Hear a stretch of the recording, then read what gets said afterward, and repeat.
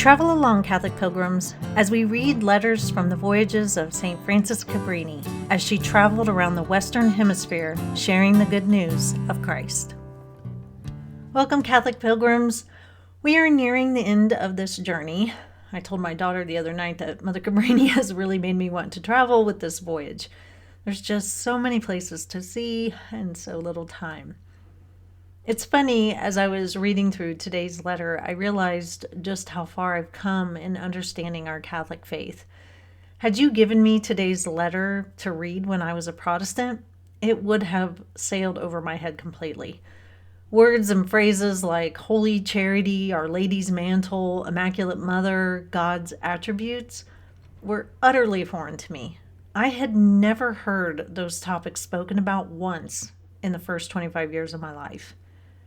Now, after years of study and having been a Catholic for a little over 15 years, I have been gifted with so much richness and depth to the spiritual life, and it's something I'm eternally grateful for, and there's still so much to learn. So let's learn from Mother Cabrini by turning to page 102. The 21st. The sea is now as smooth as a table. Our sailing is delightful. The passengers are very happy and come to thank us, for they say they owe everything to our prayers. The captain says that each of us must bring a lovely day, and as we are 15 in number, if we have 15 fine days, there will be a surplus of 4 days fine weather, for the Fulda takes only 11 days from Genoa to New York. At present, all the sisters are feeling well. I always feel better at sea than on land, so the passengers call me a sea lion. But by way of a change, I am seasick today. All the passengers are quite surprised that I should have to pay the toll at the very end of the voyage. This impost is generally exacted at the beginning, but Jesus the Master does as he wills. We have but to praise and thank him, for everything is good that he permits. We have entered the Gulf Stream, where everyone says the sea is very rough, but up to now we have enjoyed wonderfully fine weather. Everyone is astonished, so we have reason to praise and thank God for his goodness in commanding the elements to adapt themselves to our comfort and convenience. Love the good God, for the sky, earth, and sea tell us to love him. The immense ocean, set with wonderful gems, reveals clearly that ineffable solicitude with graces and blessings with which our loving Creator surrounds us.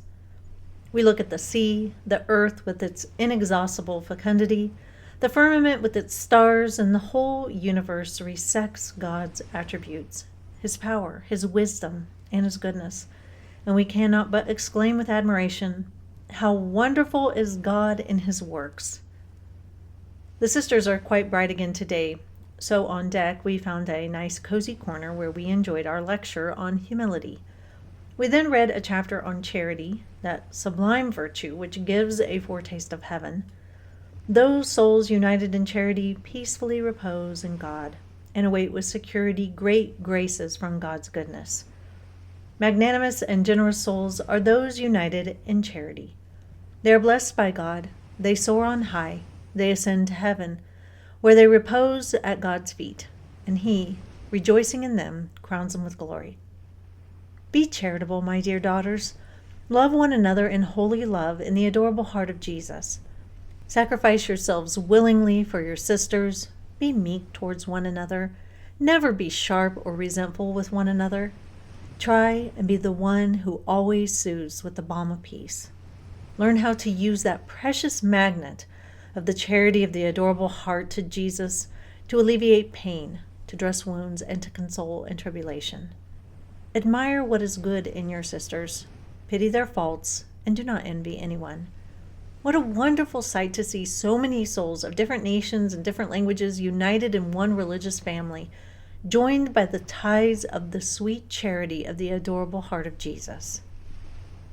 Though the distance is widening more and more each day, still I'm nearer to you in spirit than ever. Not a moment passes without my thinking of you and working with you. You must do the same and accompany me in the spirit of holy charity. Help me with your prayers and sacrifices. When you wish to console me, withdraw into the mystic sanctuary of your soul to see if you have acquired the sweet virtue of charity. I could desire nothing more. Love all in the adorable heart of Jesus, as the saints love one another in heaven. Love, and God will take care of the rest. Study charity, love charity. Let charity rule your souls, and then you can repeat triumphantly, Dotavit mea Deus dote bona. God has endowed me with a good endowment, as the Holy Ghost says. Yesterday, the staff were making great preparations to protect us from the icebergs of Newfoundland, as we shall be very close to them tonight. But the precautions were not needed, for the Blessed Virgin covered us with her mantle. The holy souls intercede for us, and the result was that we had rain during the whole night, which proved very advantageous, for the sea became quite calm. Fresh water and salty water mixed together form a calm sea, and this lesson teaches us how to behave with those who are against us. Raise your hearts on high and accept God's will without murmuring against or criticizing those people who afflict us. Pity them and excuse them, as did David with regard to his enemy, for on hearing himself reviled, he did not defend himself, but said, Let them talk, because it is God who permits their speaking against me. It is little indeed they are saying, I merit more. Thus behaves a soul according to the heart of God. If we become possessors of such virtues, we would become saints very easily. Never murmur, never criticize. If you are inclined to use your tongue, use it against yourself, or better still, as St. Francis de Sales inculcates, say neither good nor bad of yourself. Today on deck, I spoke of this yesterday, we were able to enjoy the sun and to say our prayers and take our meditations together. As we were wrapped in contemplation, the sun, covered with graceful clouds, formed, as it were, with its rays of gold, the border of Our Lady's mantle. It seemed to us that Mary, the perfect image of Jesus, was gazing down upon us. As a cloud brightened by the rays of the sun becomes beautifully bright, so does Mary, the perfect image of Jesus, appear brilliant in her divine beauty. The fact is that we imagined we saw Jesus and Mary, beautiful and refulgent, looking down upon us and offering us their patronage so that we might become converted.